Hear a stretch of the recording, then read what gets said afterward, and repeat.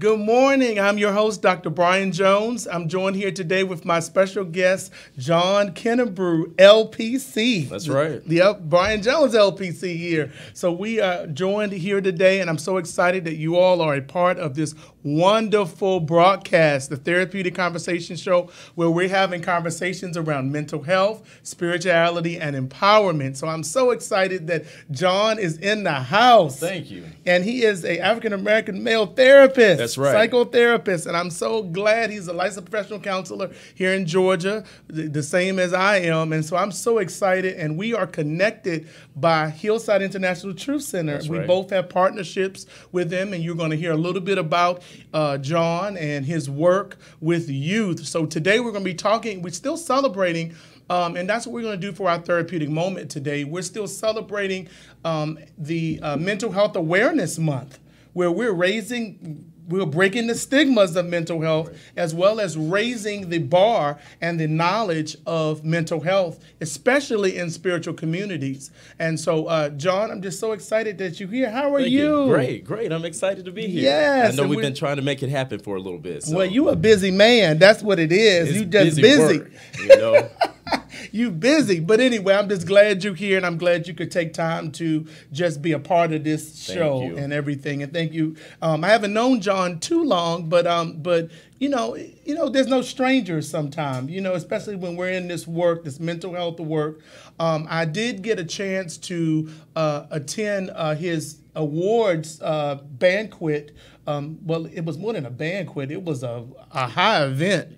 I mean, it was wonderful. I mean, actually, and it was a fundraiser, and it was just a wonderful event that John had. And it was just powerful. Well done. But I just appreciate your heart for mental health.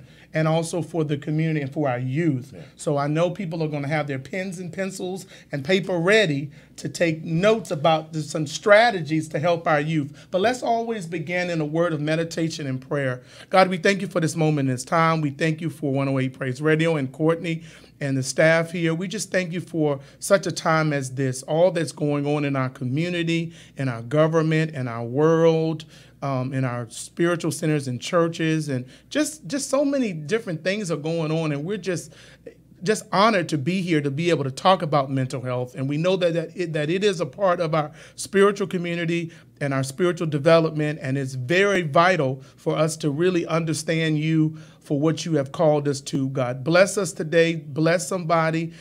Let someone get the information that they need. Let someone get the knowledge that they need. And we also pray that someone will be encouraged and blessed today. In your name, I give thanks. Amen. Amen. All right. So, John, tell the people a little bit about you. Sure. All right. They're right there. Sometimes I don't even know where to start when I get into it, but I'll stick with the work. Currently, I founded an organization about 5 years ago, and this organization is called the Showcase Group, right? That's right. And Showcase Group really goes into youth detention centers. That's where we start our work. Mm-hmm. There are over 2,000 kids currently detained in Georgia's youth detention centers, and there are over 50,000 kids incarcerated nationwide for nonviolent offenses. Well, nonviolent offenses, these kids are incarcerated. And we're talking from 12 to 17 years old. You said nonviolent offenses. Nonviolent offenses. Okay, I'm listening. They're in the justice system. So Showcase Group really goes into these youth detention centers, and we help to equip these kids with the skills and the tools, the social and emotional intelligence that they need to help transition when they go back into the community so they make better choices. So they're mentally prepared to face those challenges that they're going to face once they go back. Okay, and so that's that's vital. And I was looking at the statistics. The National Alliance for Mental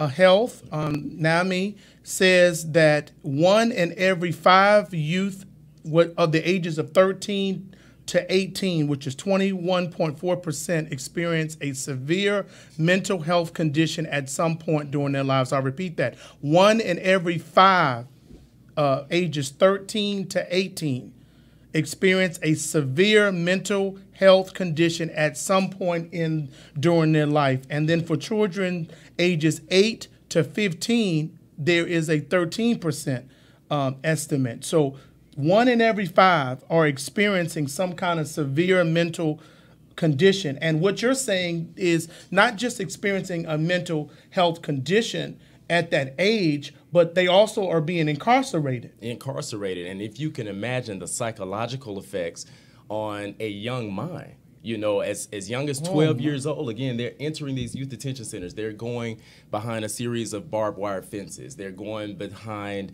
high security doors. You know, they're seeing all of these things. And many of these things we see in adult corrections. But when we look at a 12-year-old experiencing the same things that an adult would experience with an undeveloped mind, that's why we're receiving the results that we're receiving. And so these kids will return to a youth detention center in less than 2 years. So over 50% of the kids return to a youth detention center in less than 2 years. And what's really unfortunate is only about 30%, since we're hitting on the mental health aspect, only about 30% of the kids in youth detention centers actually receive mental health treatment, when we know and all the data points to over 70% needing mental health treatment. Wow. So you can imagine the trauma or whatever happened to actually get them in a place of being in lockdown. Over 70% of these kids need intervention. Yeah, and even as you're talking, John, I think that, I mean, I'm just imagining being a young person and getting incarcerated and the trauma that is definitely associated with that, because we're talking about it from a mental health perspective as well, and a spiritual perspective. But imagine, you know, and I'm just saying it to you all too, imagine the trauma that a 12-year-old that's arrested for what? Let's just use a case here. Many are in poverty type situations. Yes. So theft is a major crime. Yes. And a lot of it is based on basic needs. Yes. You know, it's unfortunate, but when we don't have our basic needs met, sometimes we make bad decisions in order to have those needs met. Yes. So many times it's, you know, a 12-year-old goes in, he stole something from a car. We have other crimes that are very interesting. You know, you hear a lot about the school to prison pipeline. Yeah. And so with that, you know, you have kids now getting in a fight at school. Just recently, I heard a story of a guy who is in one of the facilities, and he was in a fight. He was bullied for several weeks at school, finally decided to stand up for himself, and ended up really hurting the other guy who he got in the fight with. But this kid's never in fights. Scared to death, 12 years old, enters the youth detention center. Wow. First experience of being incarcerated. First experience of going through all of the traumas of meeting, you know, everything that happens within a detention center. Oh, wow. But what are those next steps? You know, that's from school to prison. There is no intervention in school that stops them from being incarcerated. Yeah. And as taxpayers, we pay over $90,000 a year. $90,000 a year for one kid to be incarcerated. For a child? I mean, I didn't even know. Say that again. That's something. Yeah, we're paying about $90,000 a year for a kid to be incarcerated. And when it comes to adult corrections, it usually averages out about $30,000. Wow. So if you can own a private prison system for juvenile justice, or if you can own a private facility and you can keep those tenants occupying your units, you can come out all right. Now, John, you said that in a very eloquent, educated way. But let's put it in the layman's term way. Is what you're saying, it's a business. It is a business. It is that if we keep people imprisoned, especially youth, and keep them in there for long periods of time, that somebody's making some money. Yeah, absolutely. See, we can talk about that on this show. That's the name of the game. That's the name of the game. And but you said it in an eloquent way. It was very eloquent. I got it because you represent something that you know. But I work for myself, so I'm gonna say, I'm just joking. But no, on a serious note, that is the truth. Yeah. I mean, that is where we are in our community. What do you think is pushing, these young people to be incarcerated, to do some of these crimes? I mean, you really have your pulse and your heart out in the community, and definitely we're going to talk about the Showcase Group in a few minutes, and that's what you all are doing is because the question is, we can talk about the problem, and we want to stay on the problem right now, then we're going to talk about some strategies and some things that people can do to help their young people, because I know people are listening that have children, and they want to definitely know some strategies and some signs and some interventions that may be helpful for them to be able to do it. But the question is, what can we? what causes someone mentally to as a youth? What are you seeing? Well, we have to consider that, I mean, these kids aren't addicted to crime. You know, they don't necessarily want to go out and do a lot of these things. A lot of times they're stuck in poverty. And so because of that, they are going and making a lot of bad choices around that. You know, we attribute a lot to environmental as well. And so we learn from the people around us. We learn from the mentors who are around us. And so if that mentor is my brother, and he is great at selling drugs, then that is the skill that I am acquiring that you learn naturally, you know? Yeah. So a lot of times it's kind of our circle of influence and the people that we have around us, and systematically things have been done in an effort to kind of pigeonhole us. Got you. And I think that, you know, and I think we're going to see more and more of it, unfortunately. Right. And so we need to be ready. And this is what I've been saying, John. You maybe haven't been watching every show. Not every show. But the point that I've been making is that we're going to see an increase in crime. We're going to see an increase in services being cut from the national level and defunding programs that have been supporting our communities for many years and everything. We're going to see that. And as we see that, people are going to turn to spiritual communities, and this is just my theory, spiritual communities and churches for help. And we need to be ready. And not just ready in a spiritual sense only, you know, the Bible and all of that for some of you all's beliefs, but we got to be ready mentally and be prepared and have persons in place in these spiritual communities and churches that are licensed and trained to be able to handle mental health, because some people, I mean, just think about it. And I know I've been talking about this, and I'm talking to the audience. I've been talking about this for a long time, about if someone walks in your church or in your spiritual community that's suicidal. And I have seen it. I have been in churches and been in Bible studies and things where someone walked in and said, I want to commit suicide. My question is, do you have a plan in place, or do you just carry them to the altar and start praying? And that's what I'm seeing, John. I'm seeing, you know, because they don't know. And no one tries to have a conversation. They just, you know, think it's a prayer issue. And I'm not saying we don't pray, but I think that there's some other steps God has, or Spirit has given us that we can follow in that. But it just, you know, the reason why I'm saying it, because it shows how unprepared we are. And they're going to come looking for hope. They're going to come looking for guidance. They're going to come looking for those things, you know, type of things. Yeah, we have community engagement events, and what I was saying a few Sundays back, especially in church, is that's where the conversation starts. And a lot of times we don't take the time to even, you know, we have a short segment where we may say hug a neck, you know, and praise the Lord. And that's the only interaction that we have with other people in the congregation. So you talking about small groups and everything, huh? Process groups, huh? There you go. You know. And I want to say this too. John spoke at, shouts out to Dr. Barbara King, who's our spiritual leader. And my spiritual leader. But he spoke at Hillside International Truth Center a couple weeks ago, and he talked about consciousness and awareness, and he did several activities. What you call them, stems?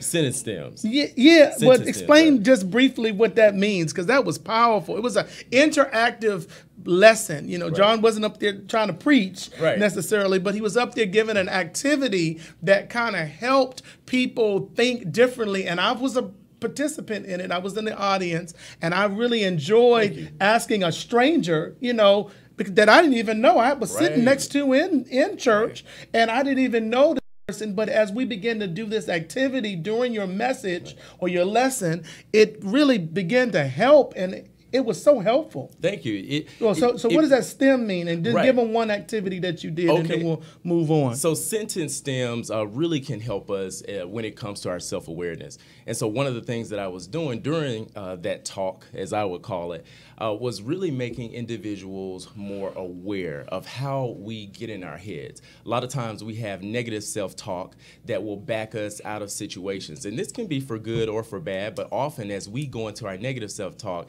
it's a bad thing. we say what we can't do or what we're not smart enough to do or what we don't have the ability to do. We go over that time and time again in our heads. Instead of focusing on the negative self-talk, we have to identify that powerful self-talk that we have for ourselves. Yes. But we don't tend to focus on that because naturally we're around people who tend to complain or don't see the positive side of things, or woe is me, or, you know, this is my situation.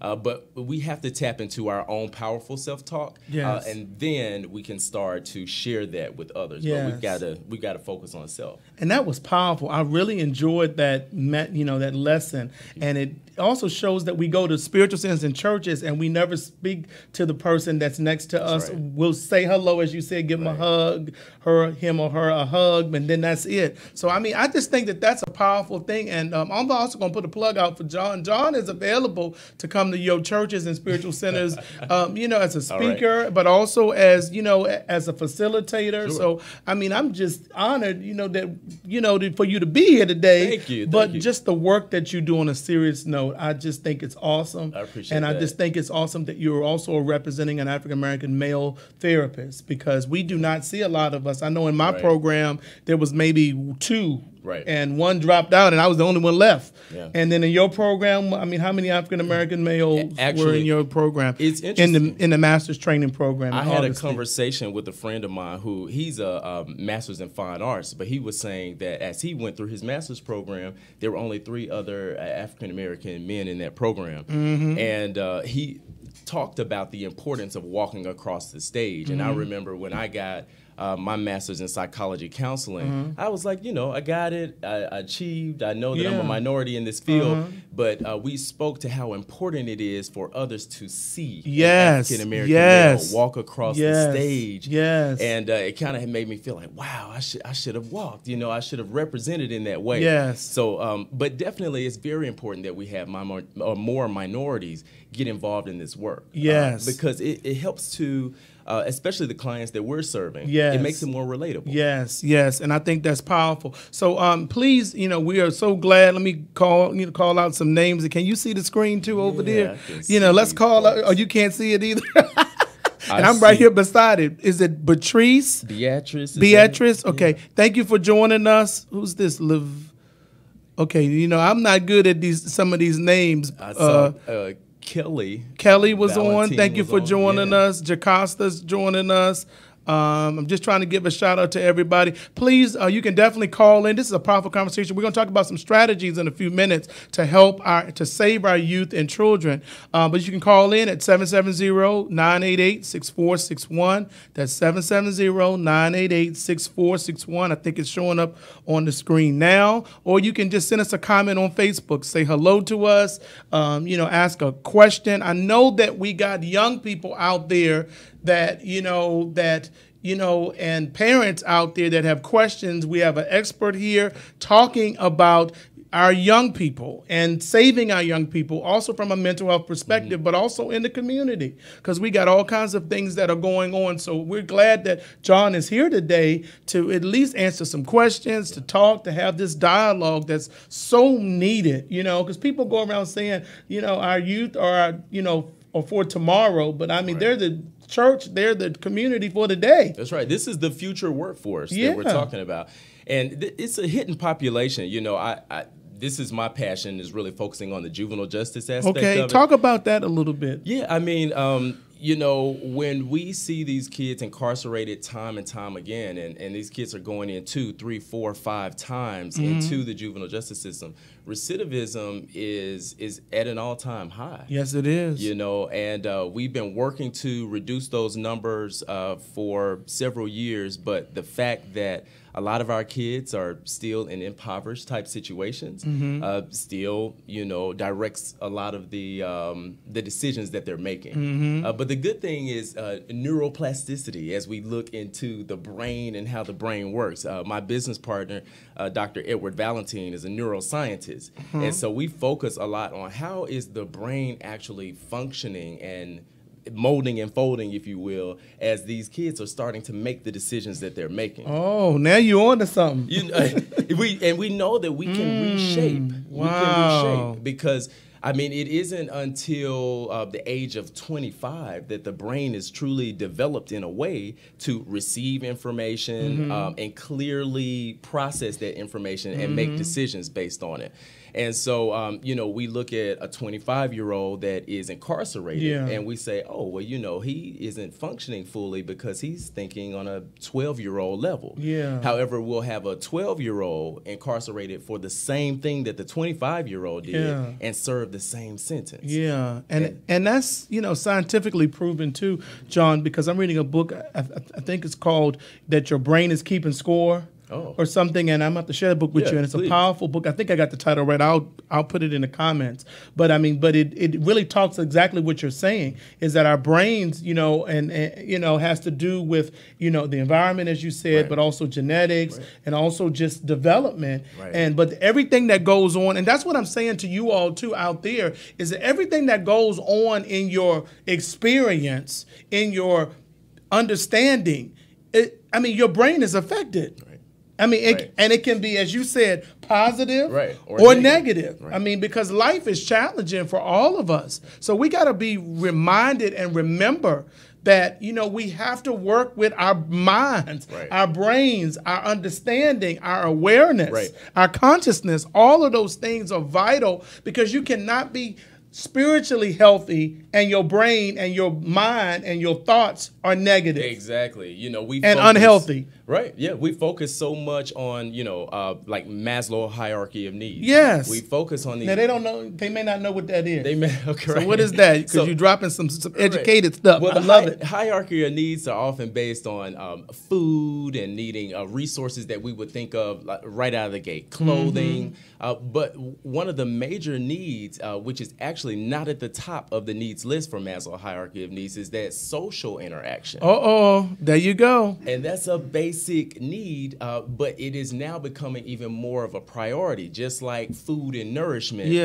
You know, when babies are born, they spend time with their mothers. And sometimes when the nurses will take them out of the room, the baby goes bananas. Because they need that connection that they've been accustomed to. Our kids are often ripped away from social environments that they grew up in. And so if you can imagine experiencing trauma after trauma after trauma, and all you've known is trauma. So we're talking as young as you could possibly process, 2 years old, you've been in traumatic situations. That is your norm. And that's what Oprah had been saying too, about the trauma-infused care. That's right. That we've been, you know, that of course therapists been talking about for years. No disrespect to Oprah, but I'm glad she's saying something about it and people are listening. But that trauma-infused care it kind of helps persons, you know, work through those things, and asking the question is not just what your behavior is now, but what happened to you. That's right. What's really going on? And I think that is number one strategy, in my opinion, to helping our youth, that we got to start talking to our youth and not talking at them. Exactly. Help them understand. That's number one, strategy number one. Yeah, great. I think that's a great place to start, because we see ourselves in children that we're talking to, and we say, well, I don't want you to make the same mistakes that I make. So I'm going to talk at you. I'm going to tell you all of the things that I did wrong. And we don't take the time to listen. Listen to what they have going on and help them to process and make better decisions through their experiences. And the ego does that. You know, we can get caught up in ourselves. We can get caught up in what we have to say. But we have to take the time to listen to our kids and allow them their own self-expression, and they become more self-aware. Okay, that's number two. You said allow what? Allow them to express their own self-expression. And what does that mean? You know, we usually identify self-expression through creativity and showcase groups, so a lot of our interventions are very creative. And tapping into your self-expression is, what do you like? What do you enjoy? What drives you? You know, sometimes we will enter the workforce because this job pays well. Versus people who tend to be happier in their careers choose things that they're really interested in. And we have to help our kids identify those things that work for them. You know, we oftentimes want to implement, well, this worked for me. I'm going to preach it to you. I'm going to tell it to you. And kids don't necessarily receive information that the way adults receive information. So we have to meet them where they are. Yeah, and I think that's number 2 is allow. I just put it in the comments. Allow self-expression. I think that's very vital and very important to that. What's the third one? Would you suggest to kind of help our youth and to bridge the connection? I like the idea of being an advocate. What's going on right now within Showcase Group is we have built out an entire advocate program. You hear a lot about mentors and people being paired with kids and those types of things, but we need more people in the community who are trained. And so one of the things that we're providing is advocate training, so individuals can learn how to read an individual service plan for a kid, how to partner and provide resources for a kid, so we can find what is necessary. What do they actually need? Instead of just having a conversation, instead of just going out to dinner, instead of just going to a movie, which exposure is great and that's key, but we need more people who are trained to understand true functions of mental health, and how to actually serve these kids in a way where you can be a resource for these kids. Yeah, and I think I think you're right on it when it comes to really helping them to feel like that they're children, but you don't have to belittle their thoughts. Right. That's what I'm hearing too about being an advocate and being a support. Because a lot of times, and even in my practice, a lot of times the parents come in there and they just, they act like we act like sometimes we ain't never been young. Right. We don't have, we never made mistakes. We never did anything. I can't believe they're talking like that when you used to talk to your parents like that.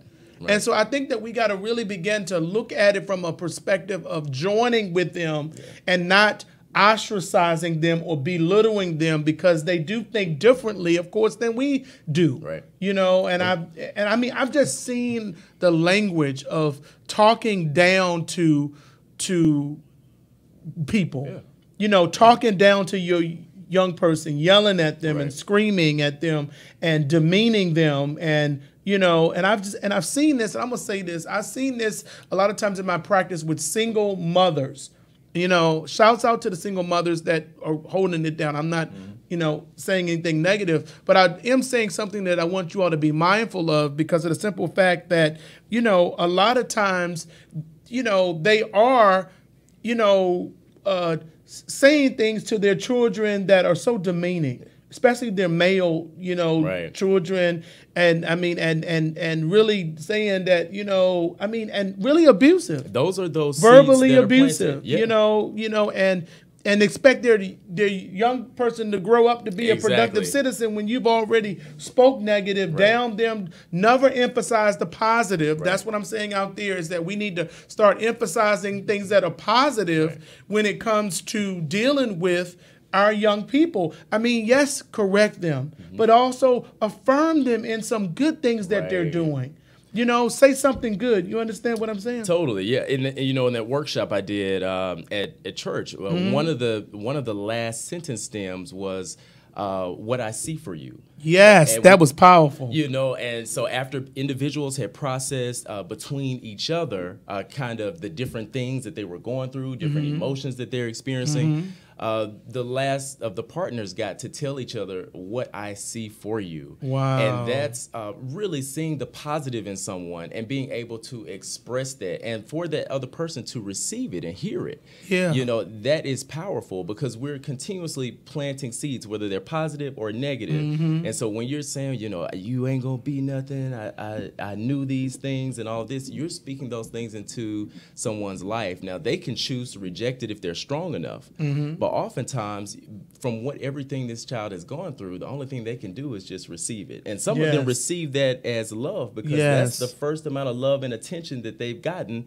because someone is speaking into their life, whether it's positive or negative. Yes, and I think that is vital. And so let's kind of go over the steps again. First, we have to listen. Right. listen to what they're saying, and then from a clinical standpoint, we also listen to what they're not saying, but they are saying. Right. Exactly. Because body language, just experience, you know when something is wrong from a human standpoint with your child. If you're in tune, you know that something isn't right, something has changed in their behavior, they're not eating the way that they used to eat, all of those things. So listening to, what's going on with them. Secondly is to allow self-expression. We got to allow them to have some voice, not to be disrespectful. And that's what I do a lot of times in my practice.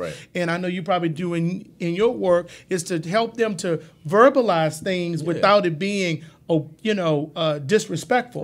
But you can speak up and have a voice, but you don't have to be disrespectful in the way that you're doing it. But you can ask questions, you can process, you can do those type of things. Allow them, and in that creative expression, if they rap, so many of our kids are like, oh, I rap. So many kids are singers. Allow them to have that self-expression. Exactly. And so that's important. And then also to speak positive. I think you gotta address the negative behavior, but you also have to address something positive and also affirm them. Say, no, you can do these things, and encourage them. And I don't see that a lot of times in the youth that come to my practice. And so I help the parents. I know they bring the youth and they be like, Johnny or whoever needs help. But then I'm like, no, you need to be involved in this. Or they want to drop the child off, and then they don't want to be a part of the therapy. I'm like, absolutely not. I'm not going to be with your child unless you are at least in the first session with me. And that's why I need to see the dynamics. That awareness of more people being trained, more people attending mental health workshops and conferences. You don't necessarily have to be a mental health professional to truly understand it. So many of us see it in our families. We see it at work, and we're like, we attribute it to, Miss Such and Such is just crazy. But no, that's what they go around saying. There can truly be some mental health issues there that should be addressed, and will create for a better experience for that individual person who's seeing it through that person, and also that person who's having those mental health challenges. And I think that's vital. So we have that fourth one, and then I think the fifth one would be getting trained. And I don't think, you don't have to necessarily, as you said, get a license necessarily. Everybody need to get a license for that. But I do think that there are workshops. You're available. I'm available. The Joshua Generation is available. Showcase Group is available. There's partnerships that we have in the community. The Department of Juvenile Justice, I know you're partnered with them, and I want you to definitely spend a few minutes before we go talking about the Showcase Group and what you're doing. How can they reach you? And we're going to get to that now. But these are just some steps that you can do yourself. Because the question I even ask on Facebook is, what are you going to do about mental health awareness? We know that there's a problem. We know that 1 in every 5 youth are going to experience a mental health situation and a severe one sometime. And we got to be prepared. And that's why I'm on here talking about this. I'm on here talking about these things because we got to be prepared for when the people come in, and be prepared for the people that are there. On Sundays, there's no conversation about mental health. We're not talking about that. We're not telling people, look, pray, number one, but also get some therapy, get some support out there. And that's why I'm here. And I know in the community some people look at, why is he still talking about mental health? Because there's a problem. There's a huge problem from clergy on to people that are sitting in the pews. We are not addressing mental health. My question even last week is, how many churches, last Sunday or this Sunday, is going to address mental health? Going to at least acknowledge that there's a problem, that we have some issues mentally that we got to continue to work forth and work through and everything like that. I think one of the issues is, especially when it comes to churches and different communities, they don't really know how to approach it. And mental health is still taboo. No one wants to be told that they are bipolar. It's just it's taboo. No one wants that. And so there are ways that we can ease into that process. I'm fortunate with the Council for Community Wellness to be able to go into some different communities and really share and break down some of the different aspects of mental health, how to start identifying some things within mental health. And we also, as far as individuals getting trained in advocacy, one thing that Showcase Group is doing to really talk about the Showcase Group, because I want to make sure that they understand what that is and how they can reach out. Excellent. So once we have done interventions in the Youth Detention Center, so one of our programs that's really popular is My Higher Self. And My Higher Self really focuses on social and emotional intelligence that helps individuals understand their own emotions and also understand the emotions of others and show empathy. And once they take that information, they can make better decisions as a result of it. We really don't understand ourselves a lot of times, and so we need to process that for ourselves, but also have someone around to speak to and help to identify some of the things that we need to continue to work on as individuals. But what we developed is something called the swag bag. Yeah, and I saw the video. Okay. Yeah, cool. Go ahead, talk about that. Very excited about the swag bag initiative. What's going to happen with the swag bag is our kids that we're working with in the detention centers, they've gone through a series of interventions. Some are even in Toastmasters. So they're coming out well equipped with resumes. Many of them have high school diplomas, GEDs. What the swag bag does is it actually keeps us connected to the youth. So there's a critical 90-day window in which a kid could return to a youth detention center. And so everything that we poured into that kid since we met them, you know, many of these kids are locked up 2, 3, 4, 5 years. So everything we poured into that kid, 90 days upon their release, could be lost. So we're connecting with these kids through the use of what I'm calling the swag bag.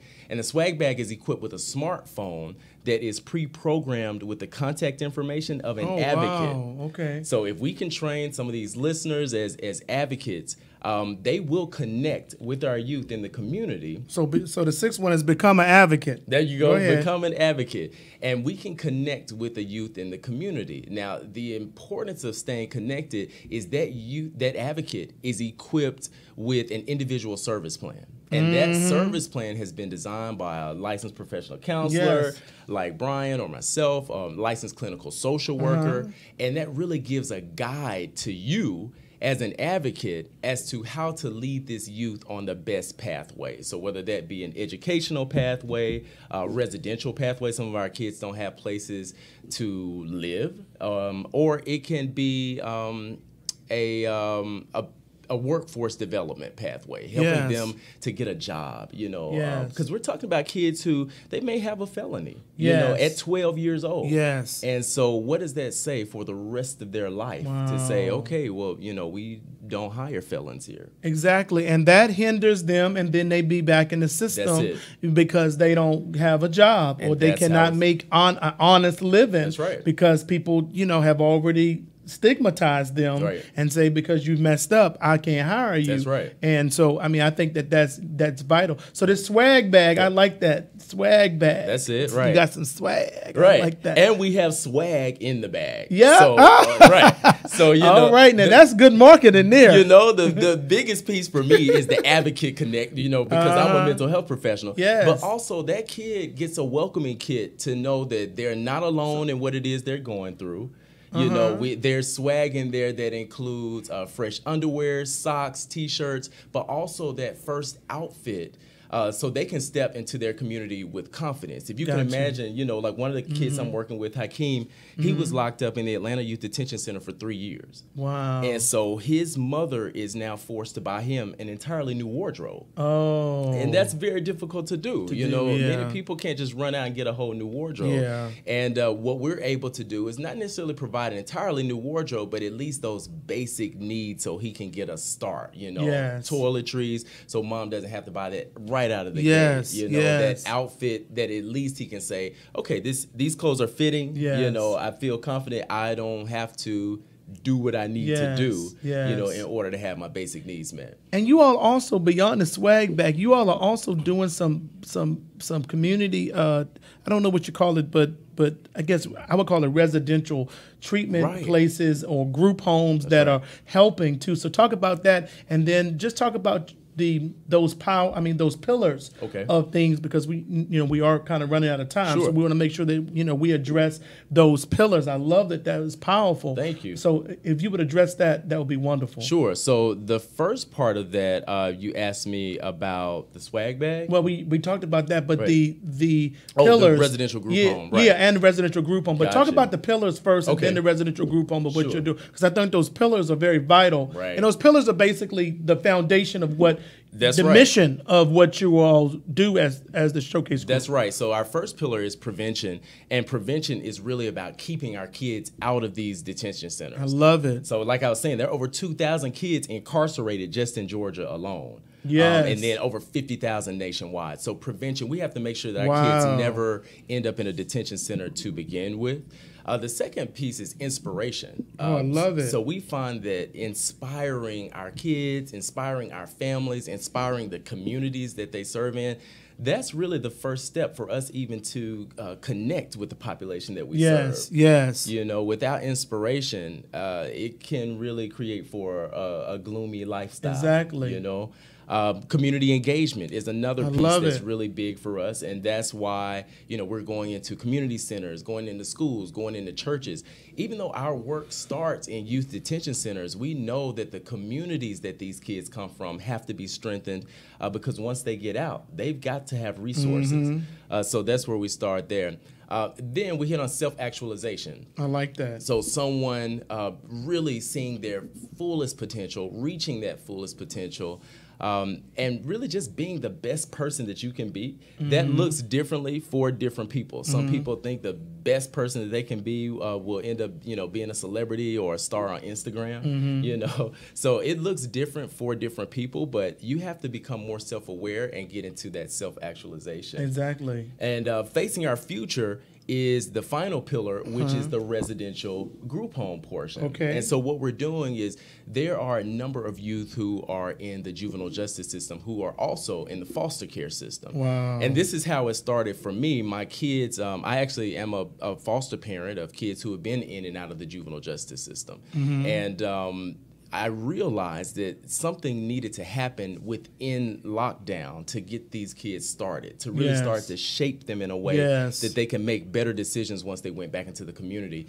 And so as part of the kids who are locked up in these detention centers and still in foster care, they will stay incarcerated only because they're in foster care. Yeah. So if they were to serve 6 months because of whatever they did, because they're in foster care, they will stay in the system for a year, an additional 2 years, because there are no placements. Wow. So that's why we opened our residential foster care home. It's in Franklin, Georgia. Okay. And it's currently under renovation, but it will be a 10-bed residential facility. 10 kids will be able to stay. And you're looking for volunteers and also funds. Absolutely. Swag bags and phones and everything cost. And I mean, and so definitely. So let's just kind of recap, and then I want you to have your final thoughts and what you want them to take away from this conversation. But we've been talking about how to save our youth and some strategies to save our youth from a mental health perspective for the ones that are just joining. We said, number one, that you need to listen to your young people. Number two, to allow self-expression. Number three, to be an advocate for our youth. Also, the fourth one is to speak positive. Don't just continue to speak negative over your youth, but also affirm them in the good things that they're doing. And then the fifth thing is to get trained and educated around not just mental health, but also around parenting. Some people need parenting classes, parenting groups, support groups to be effective in parenting. And then what I love about the Showcase Group, you said that these were the 1, 2, 3, 4, 5 pillars that this organization is built upon. Number one is prevention. And that's what, why do we wait till somebody get incarcerated to start doing the work? Why don't we start being preventative prior to them getting arrested? And or committing a crime, or being accused of committing a crime, or being on the scene of committing a crime, or whatever. Prevention. Number two was inspiration. Number three was community engagement. Number four was self-actualization. And number five was facing the future, right? That's right. And I just think that those pillars are very vital to our conversation. So that's what we've been talking about. How can they reach you for the Showcase Group? Great. So you can visit our website, which is showcasegroup.org. Okay. So you can always visit showcasegroup.org. Okay. You can also call us, and that number is 678-744-8336. That contact information is also on the website at showcasegroup.org. Okay. And I think they should watch that video. As soon as you go on the website, there's a video about the swag bag. That's right. And John is up there promoting it, and I love it. I just love what your organization is doing. Thank you. And I just love what you're doing. I'm so glad that we're in partnership, too, and that we'll be hopefully in the future working together to be able to help. And I mean, because I just love the idea. I love the thoughts of what you're doing and the work and the passion. Because a lot of times we're doing work, but we ain't passionate about it. But you're very passionate about dealing with our youth and also our millenniums. And seeing results of our work. Yes, and seeing the results. And so, he needs your support. It's a nonprofit organization, 501c3 nonprofit. So support his organization. Give $20, $30, $20,000 to the organization so we can support our youth. Also, I have the Foundation for Therapeutic and Spiritual Empowerment Services. It's a nonprofit, 501c3. You can also donate to that particular organization. So organizations are doing things around mental health to help our community, to help our youth, and also our adults, to help us, help us in spiritual communities. Because that's the thing I always talk about, John, is that we're missing out on in spiritual communities because we're not addressing mental health. We're not partnering with mental health practices and mental health organizations to be able to help people. Well, thank you, Brian, for bridging the gap. I mean, that's, you're an advocate out there and helping to bridge these communities to the spiritual community as well. That's my goal. That's my calling. And, I get some people don't like it. But, hey, I'm going to continue to do what I do. And even this show is a part. The Therapeutic Conversation show is a part about having conversations around mental health, spirituality, and empowerment. And so you fit the mold for this show. And so I'm so glad that you're here. Yeah. I'm so glad. And I hope that you all were. And let's just call off some names. Levita, thank you for joining us. Jakarta was there earlier. Kelly did make a comment. I want to make sure we address the comment about listening. She said something about that we need to be educated in the communities or something. I saw that earlier. So thank you for your comment, and I fully agree with you with that. And we also had, is it Patrice?